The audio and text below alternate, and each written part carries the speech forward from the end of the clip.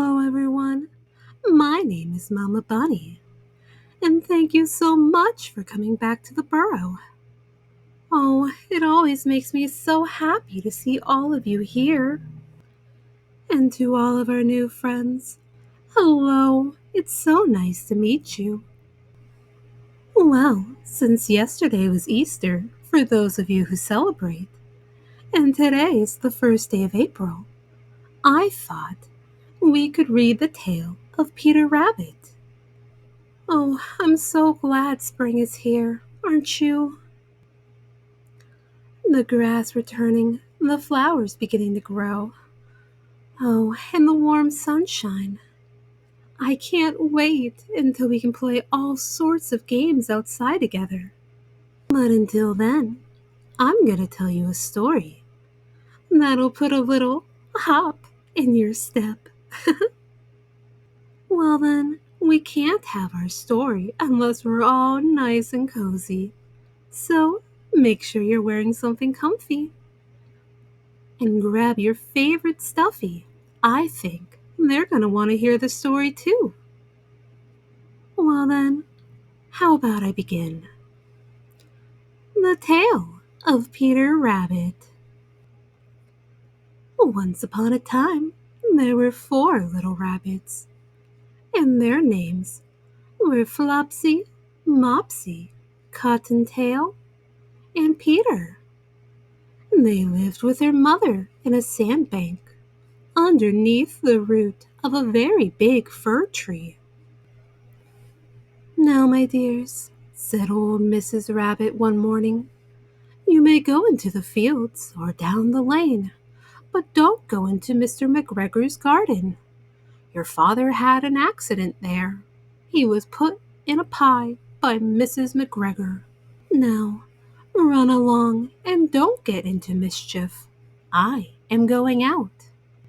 Then old Mrs. Rabbit took a basket and her umbrella and went through the wood to the baker's. She bought a loaf of brown bread and 5 currant buns. Flopsy, Mopsy, and Cottontail, who were good little bunnies, went down the lane to gather blackberries. But Peter, who was very naughty, ran straight away to Mr. McGregor's garden and squeezed under the gate. First, he ate some lettuces and some French beans, and then he ate some radishes. And then, feeling rather sick, he went to look for some parsley. But round the end of a cucumber frame, whom should he meet but Mr. McGregor? Mr. McGregor was on his hands and knees, planting out young cabbages, but he jumped up and ran after Peter, waving a rake and calling out, "Stop, thief!" Peter was most dreadfully frightened. He rushed all over the garden, for he had forgotten the way back to the gate. He lost one of his shoes among the cabbages, and the other shoe amongst the potatoes. After losing them, he ran on 4 legs and went faster, so that I think he might have got away altogether, if he had not unfortunately run into a gooseberry net and got caught by the large buttons on his jacket. It was a blue jacket with brass buttons, quite new. Peter gave himself up for lost and shed big tears, but his sobs were overheard by some friendly sparrows, who flew to him in great excitement and implored him to exert himself. Mr. McGregor came up with a sheave, which he intended to pop upon the top of Peter, but Peter wriggled out just in time, leaving his jacket behind him, and rushed into the tool shed and jumped into a can. It would have been a beautiful thing to hide in if it had not so much water in it. Mr. McGregor was quite sure that Peter was somewhere in the tool shed, perhaps hidden underneath a flower pot.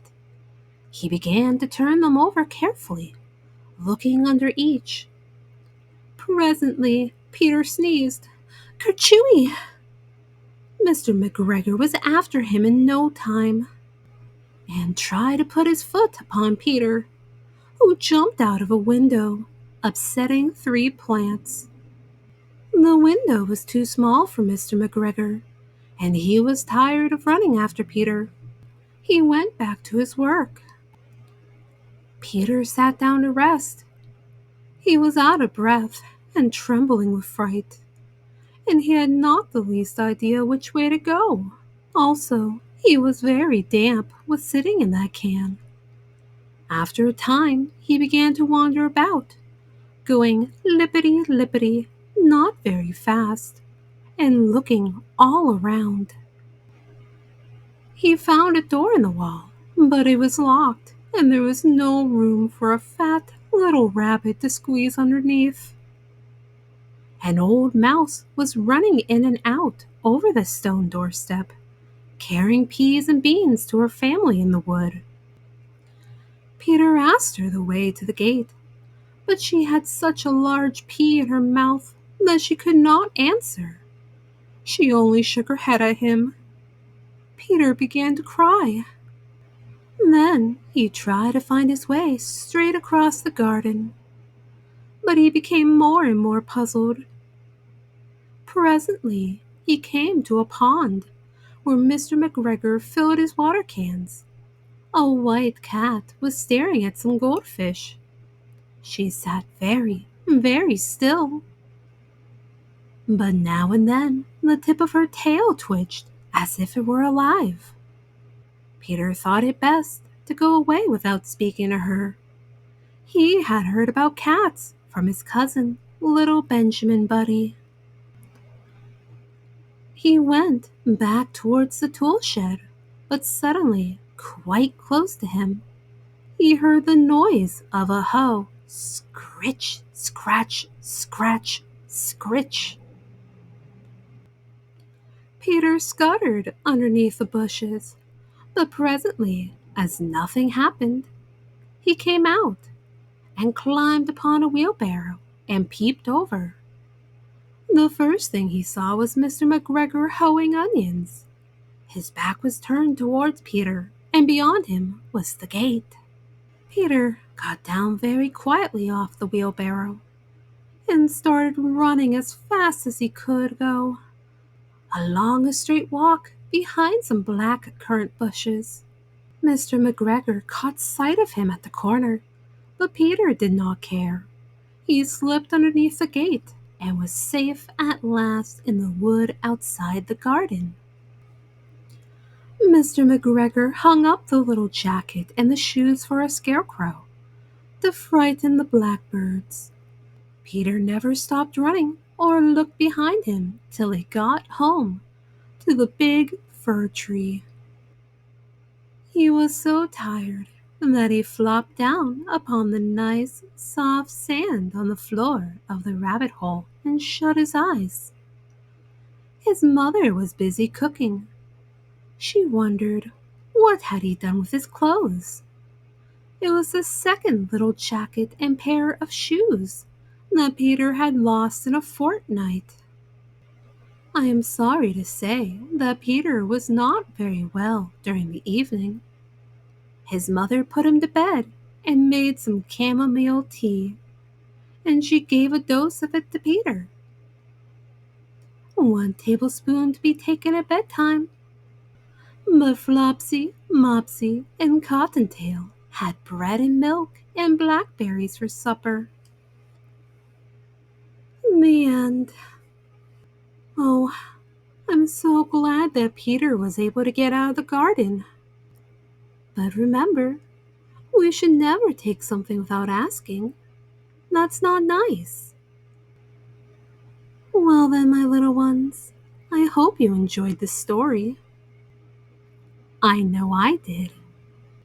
But, just like Peter, I think it's time to go to bed. So, make sure you get all snuggled up underneath your blanket. Hold your favorite stuffy tight, tight, tight, so they know they are loved. Oh, and dream some wonderful dreams. And while you're dreaming some wonderful dreams, I'll find us a book for next time. How does that sound? Now then, always remember, Mama Bunny loves you very, very much. Good night.